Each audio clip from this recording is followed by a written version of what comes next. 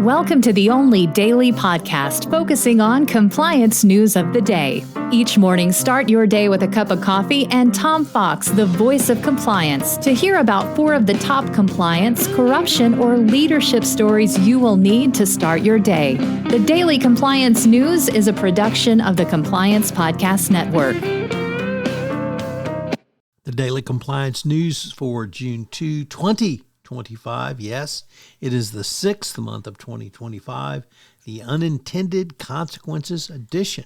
And we begin with that story from the Financial Times, which reports that Boeing CEO Kelly Ortberg said he was working with the Trump administration to ensure the company was not a, quote, unintended consequence, end quote, of the trade war with China, suggesting countries buy more of its planes to reduce their trade deficits with the U.S.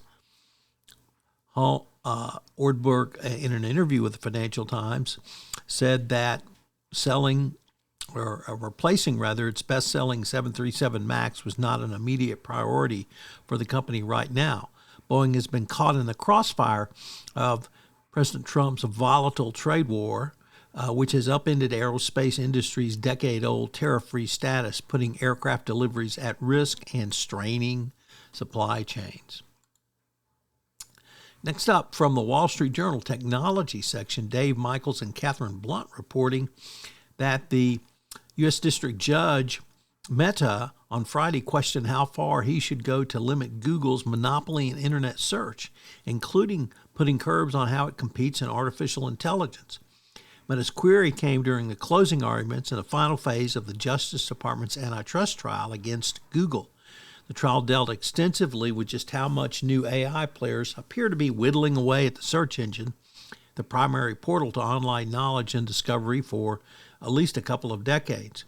The judge had earlier found that Google is a monopolist in search and it abused its power to maintain that dominance.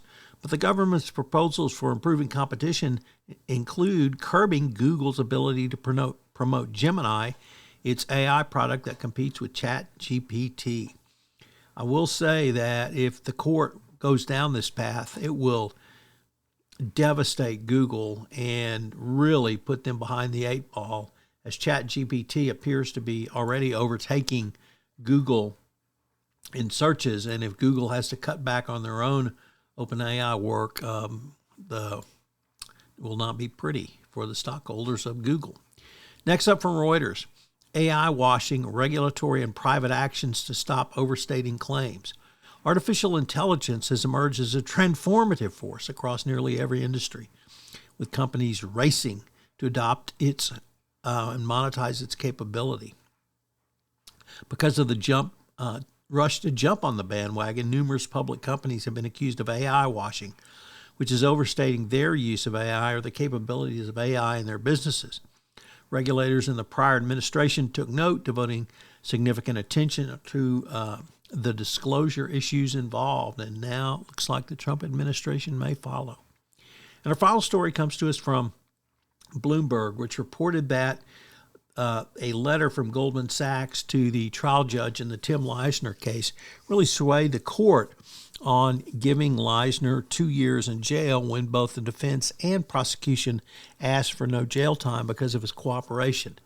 Goldman's letter said that Leissner had never fully taken responsibility for his actions, and if it had not been for his actions, Goldman wouldn't have had to pay a $3 billion fine. Well, whether you buy that logic or not, the court certainly did, and sentenced Leissner to 2 years. The Daily Compliance News is a production of the Compliance Podcast Network and a proud member of C-Suite Radio. Thanks so much for listening. I hope you'll join me again tomorrow.